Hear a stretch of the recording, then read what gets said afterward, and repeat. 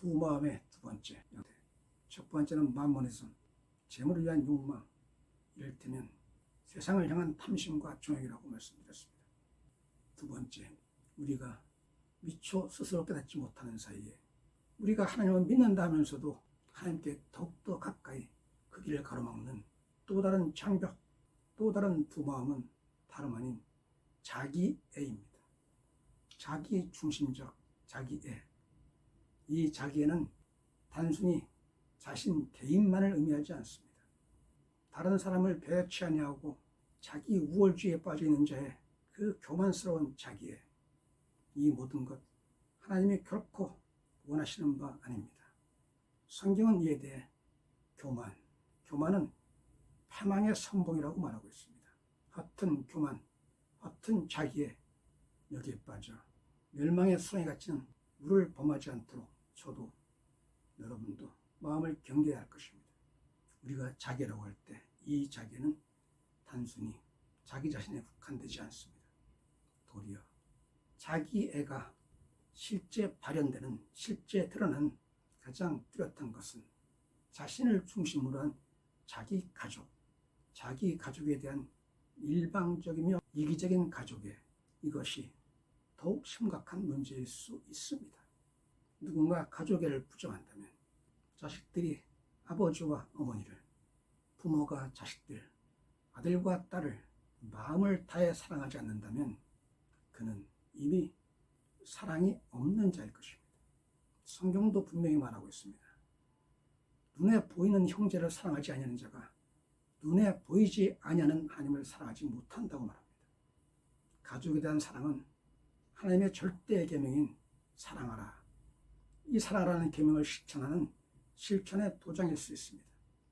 그러나 우리가 경계할 것은 가족을 사랑한다, 내 부모를, 내 자손을 사랑한다, 이것이 이른바 내 신앙의 목적이 되어 이를테면 내 자녀의 성공이 그것이 실제 목적이 되어 이를 구하기 위해서 내가 하나님께 나아간다면, 이를 위해서 내가 기도하며 주여 주여 부르짖는다면 이때 또한 하나님은 자녀의 성공을 위한 도구에 지나지 않을 것입니다.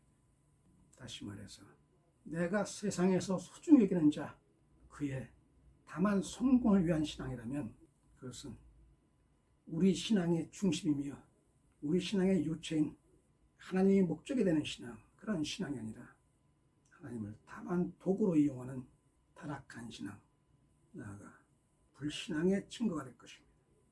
가족사랑, 다시 강조합니다. 성경은 친족을 위하여 자기 생명을 버리는 것보다 더한 사랑이 없다고 말합니다. 내 가족을 위해 생명을 버릴 수 있는 사랑, 그것이 진정한 사랑입니다. 내 사랑하는 아들, 딸을 위해서라면, 내 사랑하는 부모를 위해서라면 자신의 생명까지도 아끼지 않는 사랑, 그것은 아름다운 사랑인 동시에 어찌 보면 당연한 사랑입니다. 그러나 동시에 성경은 가족에 대해 이렇게 말하고 있습니다. 매우 충격적인 성경 구절로 들리는 그런 구절입니다. 가족이 원수라.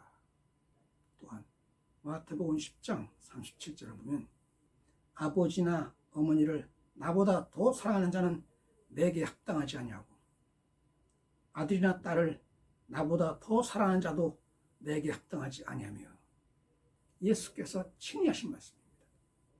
가족이 원수일까요? 또는 아버지나 어머니, 아들이나 딸을 마음을 다해 사랑하는 것, 그 사랑이 문제일까요? 결코 그렇지 않습니다. 여기에서 가족이 원수하겠던 이 말 뒤이어 아버지나 어머니 그리고 아들과 딸을 나보다 더 사랑하는 것이 나에게 합당하지 않다고 하신 이 말씀 역시 맥락 안에서, 문맥 안에서 이해해야 됩니다. 이 구절들은 다름 아닌 하나님께 나아가는 자, 하나님을 믿는 자, 그에게는 어떤 장벽도 있을 수 없다는 뜻입니다. 예수 그리스도를 믿기 위해서, 그에게 나아가기 위해서 세상의 재물이, 그 재물에 대한 욕심이 장애가 된다면 그 장애를 버려야 할 것이며, 가족이 도리어 그 믿음의 회방이 된다면, 다시 말해서 재물이나 가족을 하나님을 우위에 두는 그런 마음, 요컨대 하나님의 뜻에서 어긋나는 일체 일탈에 대해서 말씀하신 것입니다. 가족사랑, 특히 자녀사랑에 대해서는 한치라도 어긋나는 의견이 있다면 이를 도저히 받아들이지 못하는 사람들이 많습니다. 우리는 가족을 사랑해야 합니다. 가족을 사랑하지 않는 자가 하나님의 절대 계명인 사랑하라 이 계명을 지킬 리 없으며 이 계명을 지키지 못하는 자가 하나님을 온전히 믿는 자일 수 없습니다. 그 사랑의 가장 기초, 그 베이스는 다름 아닌 가족 사랑이 될 것입니다. 그러나 우리는 가족 사랑이라는 말이 단순히 나의 가족만을 위한 이기적인 사랑에 머물러서는 결코 안 되는 것입니다. 우리의 사랑, 가족 사랑, 이 모든 것은 하나님의 뜻 안에서 이루어져야 합니다. 제가 오래전에 겪었던 일입니다. 어떤 교회에서 있었던 일입니다. 그 교회에 어떤 소식이 들려왔습니다. 그 소식은 유명한 예고, 예술고등학교의 특례 입학에 관한 소식이었습니다. 한 명을 뽑는 특례 입학이었는데 5가정에서 그 특례 입학에 응시했습니다. 응시하는 그때부터 그 5가정의 그 어머니들은 하루를 빠지지 않고 철야 기도를 하고 매일 새벽 기도에 나오며 열심히 헌금하고 또 주변 사람들에게 열심히 기도를 간청했습니다. 그런데 그 5가정 중에서 한 가정만 그랬을까요? 5가정 전부 그 어머니들이 전부 다 열심히 했습니다. 정말 간절했습니다. 마침내 합격자 발표가 있었습니다. 한 명이 합격했습니다. 한 명이 합격했다는 얘기는 다른 4명은 떨어졌다는 말입니다.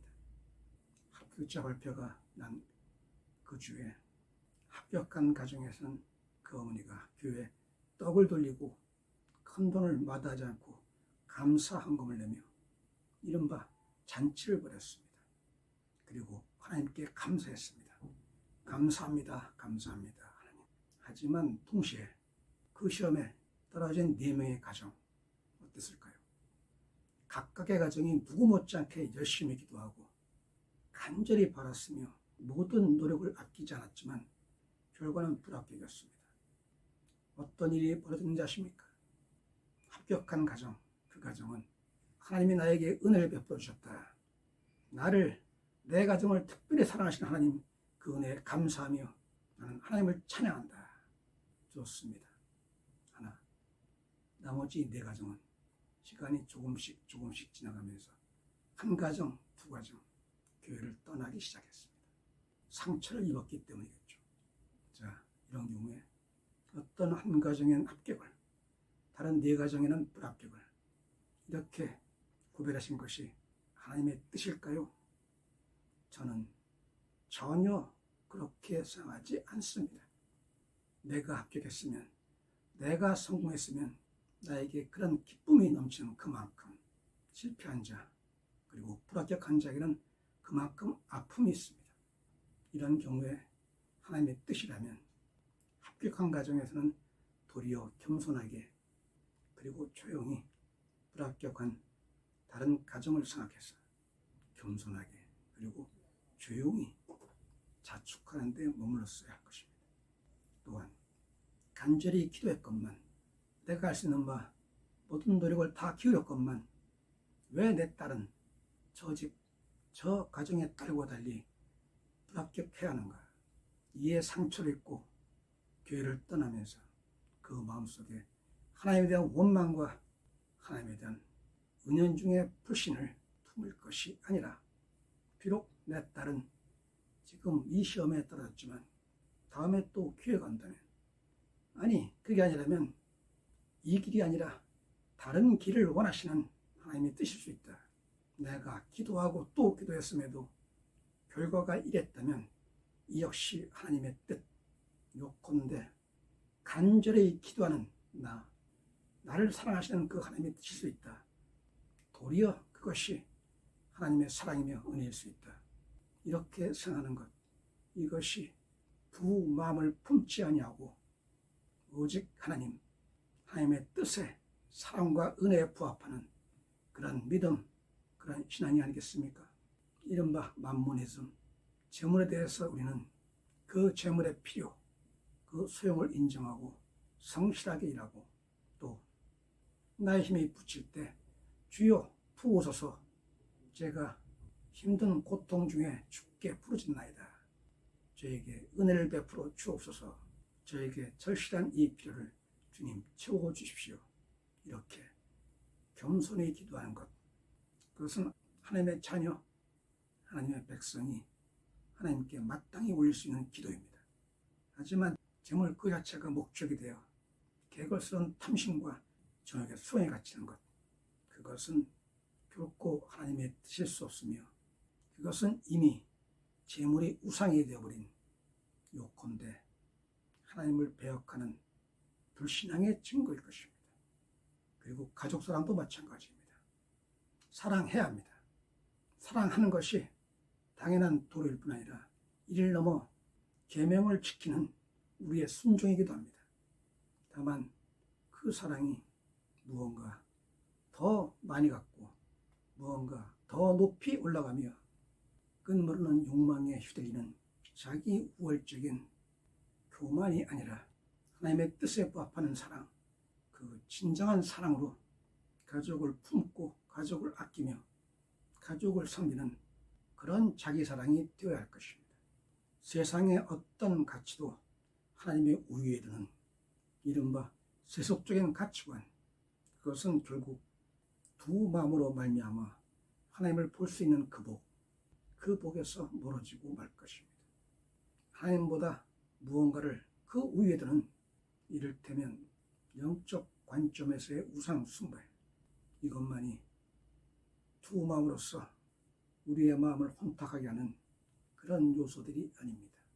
주여 주여 믿나이다, 내가 믿습니다 주여 하면서도, 그 믿음으로 기도하면서도 그 마음에 여전히 의심이 있다면 이것이 우리 안에 있는 두 마음이요, 우리의 마음을 청결하지 못하게 하는, 이를테면 타락한 마음일 것입니다. 그것이 바로 의심입니다. 제가 읽어드렸던 야고보서에 이에 대해서 분명히 기록하고 있습니다. 오직 믿음으로 구하고 조금도 의심하지 말라.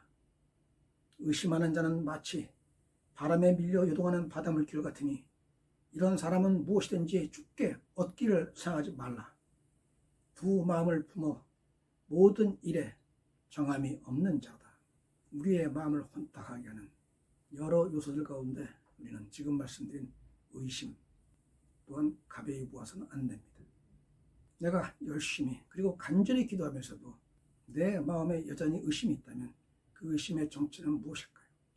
하나님을 믿고 하나님께 간절히 기도하는 자, 자신의 나약함을 고백하며 하나님의 긍휼 그리고 하나님의 은혜를 간구하는 자, 그에게 하나님은 반드시 응답하십니다. 그러나 우리가 의심하는 것은 하나님의 그 응답이 내가 바라는 모습 그대로 이루어지기를 기대하고 소망하는 그런 믿음에 대한 의심입니다. 우리가 간절히 기도할 때, 그리고 진실한 마음으로 기도할 때 우리는 의심하지 말아야 합니다. 의심하지 않는다는 것은 내가 원하는 그대로, 그 모습 그대로 이루어진다는 의미가 결코 아닙니다.